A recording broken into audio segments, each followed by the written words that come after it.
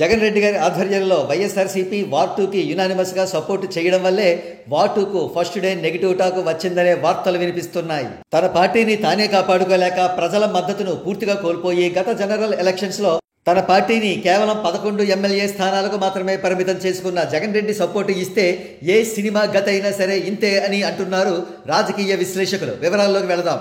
ఇటీవల వార్ 2 చిత్రం pre release event Hyderabad లో జరిగిన విషయం తెలిసిందే. ఆ ఈవెంట్ లో యంగ్ టైగర్ ఎన్టీఆర్ గారు మాట్లాడుతూ తాను సినిమాల్లోకి హీరోగా ఎంట్రీ ఇచ్చినప్పుడు తన వెనుక తన తల్లిదండ్రులు మాత్రమే ఉన్నారని, మరెవ్వరూ లేరని, తాను ఒంటరిని అంటూ సింపథెటిక్ గా మాట్లాడారు. కానీ ఆ మాటల వెనక ఉన్న శ్లేష ఏమిటంటే నటసింహం నందమూరి బాలకృష్ణ గారి ఫ్యాన్స్ సపోర్టు గాని, టీడీపీ క్యాడర్ సపోర్టు గాని తనకు లేదని పచ్చి అబద్ధం చెప్పారు.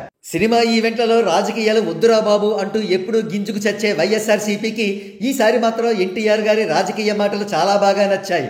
అంతే, ఆనాటి నుండి వార్ 2కు సపోర్టు చేయడం మొదలుపెట్టారు. సోషల్ మీడియాలో వార్ 2కు మద్దతుగా అనేక పోస్టులు, ట్వీట్లు పెట్టారు.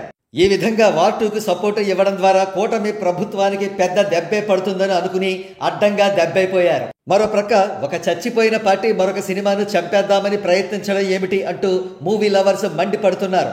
వార్ 2కు మద్దతును ఇవ్వడం ఉపసంహరించుకోవాలని వారంతా కూడా వైఎస్ఆర్సీపీని కోరుతున్నారు. కానీ ఇప్పటికే జరగాల్సిన డ్యామేజ్ జరిగిపోయింది. వైఎస్ఆర్సీపీ ఐరన్ లెగ్ వల్ల వార్ 2 సినిమాకు ఘోరమైన నెగిటివ్ రిపోర్ట్స్ వినిపిస్తున్నాయి.